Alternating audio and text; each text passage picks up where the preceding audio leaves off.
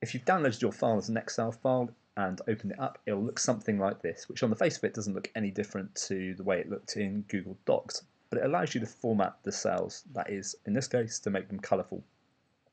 So, for example, the cells that say green, we're going to turn green, and the cells that are amber, we're going to turn yellow, and the cells that are red, we're going to turn red, and we're going to make that happen automatically, so we don't have to individually go through and do that. The way to do that is conditional formatting. So click on one of the cells, go to Format and Conditional Formatting. Now, if you haven't done this before, there'll be nothing in that box.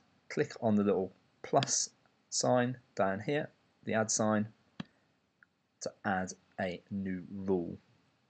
Now this is where it's going to get a bit technical, and it's probably worth just copying the settings that I'm going to set up here. We want classic. We then want to click on the top option, Format Only Cells That Contain. We want this to say cell value and this to say equal to. So we're saying that whatever's in the cell, in this case this cell says green, is equal to green. And if that happens, how do we want to format the cell? Well, go to Custom Format. We want the font to be automatic. We want the fill, so that's one of those options at the top there.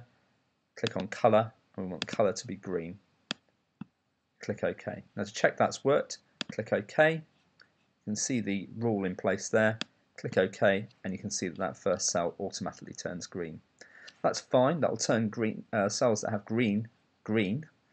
But we want them also to work for the other two colours. So if we go back into conditional formatting, we can add some additional rules, and all we're going to do now is set the same rules as before, but this time for amber, and if it's amber, we're going to make the colour yellow, and click OK, and click OK again. You can see there's now two rules there. We just need to put a third rule in place, which is the same again. Click on Classic, click on the top option, Format Only Cells That Contain, click on Cell Value is equal to, the last one is red. In this case, we go to Custom, same as before. Font is automatic, fill is red, and click OK. Now we've got those three rules set up. Now at the moment they're only set up for that one single cell, so you can see it's doing its job but just for that cell there.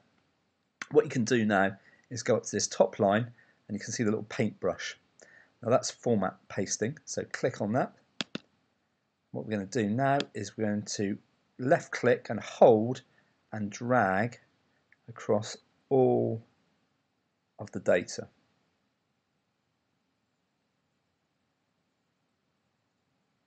It'll take a while here because you can see I asked this set of students a lot of questions. Now you can see the power of conditional formatting. In one foul swoop, it's done the entire set of students. Now all I need to do is look through these topics and decide which topics my students understand and which topics my students need a little bit more assistance with, which with the colour coding makes it nice and easy. One thing to point out is often some of the topics which are red are not there because they don't understand them. It's maybe because they don't understand what the word means, and it's just a matter of going over the vocab and getting students happy with either exam questions or the vocab we use in exams.